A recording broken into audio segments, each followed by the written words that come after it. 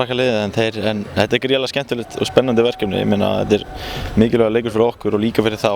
Þannig að við erum vel gíraðir, það góð stemning í hópnum og allir klárir í alvöru slag á föstudag.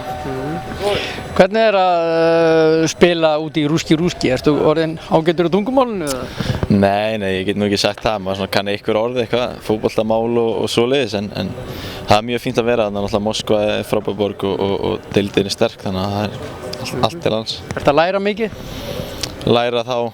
Læra mikið í fótbolta? Já, algjörlega. Ég hef þroskast mikið sem leikmaður og líka bara sem persóna að þurfa að taka svona stórt skref frá Svíþjóð, þannig að þetta hefur hjálpað mér gríðarlega bæði sem fótboltamaður og manneskja. Hvert stefnir hugurinn? Auðvitað sem lengst og það er planið að taka síðan næsta skref sem er þá stóru klúbbarnir í Evrópu.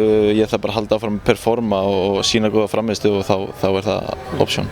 Nú hefur þú verið orðaður, ég var að segja nokkrum sinnum frá Moskvu. Hvað er að frétta af þeim málum? Er þetta bara sögusagnir eða er eitthvað til í þessu?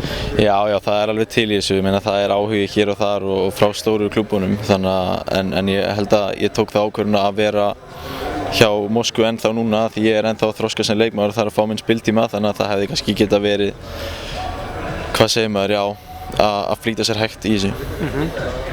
Tölum aðeins þig, núna standið á þér, hvernig er það? Það er bara mjög fínt. Ég lenti í erfiðum ökklameiðslum og reif liðbandi í ökkla.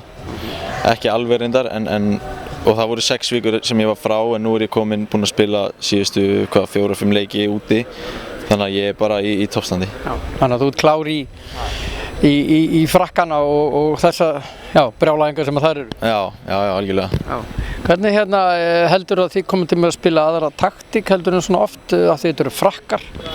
Við erum bara eftir að fara aðeins betur yfir það. Við erum búin að skoða hvernig frakkarnir eru og við vitum og þekkjum hvernig þeir spila og ég held að það vita allir hversu góðir þeir eru, þannig að við þurfum bara að eiga okkar besta dag allir til þess að ná því sem við viljum, sem eru stig og vonandi í fleirtölu.